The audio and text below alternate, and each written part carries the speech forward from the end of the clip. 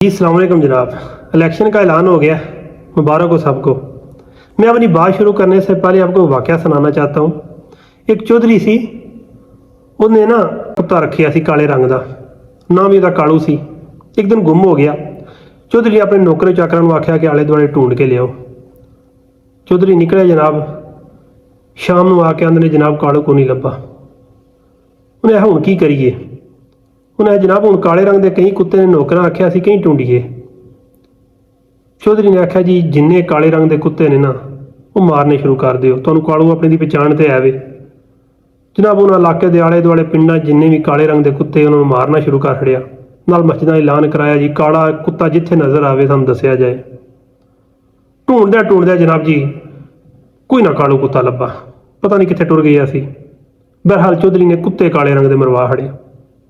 मैं गल तो आवां दा, साडे मुल्क दे विच भी ना सिचुएशन आईंदी है। कुत्ता रखवाली करदा ते मालिक की बड़ी वफादारी करदा। साडे सियासतदानां ते कालू कुत्ते च कोई फर्क नहीं, ते साडी आवाम कालू कुत्ते तो ही बदतर है। वो कह रही है कि जिस टाइम किसी ने कोई चंगा जिहा बुली कुत्ता बघियाड़ी यानी कि बघियाड़ी कुत्ता या बुतली कुत्ता रखिया होवे ना, तो जिस टाइम वो टुरदा जांदा होवे तो वो नाल जिहड़े अवारा कुत्ते होंदे ने जिहड़े गलियां सोंदे ने, कोई किधरे सौ गया कभी किधरे सौ गया, वो नाले होण ना तो उन्हां नाल बंदे वेंदे ही कोई नहीं। तो कुत्ते की वैल्यू भी तुहानूं पता किन्नी है। यह हिसाब है साडी आवाम दा। मैं मैसेज लम्मा करां दा तुहानूं समझ अगर नहीं किसी नूं आउणी तो फिर भी नहीं आउणी।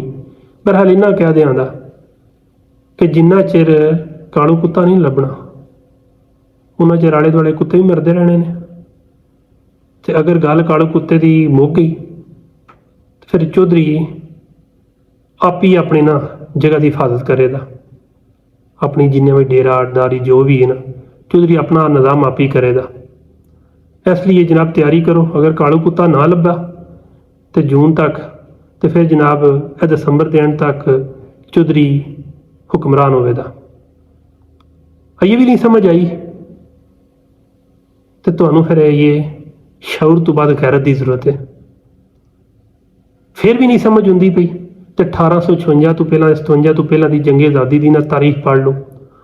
वो जिस टाइम 1857 के बाद अंग्रेज़ काबज़ हो गए सन तो जेरे उन्होंने फिर अगू चेले बन के जिन्होंने रियासतां दित्तियां गईयां सन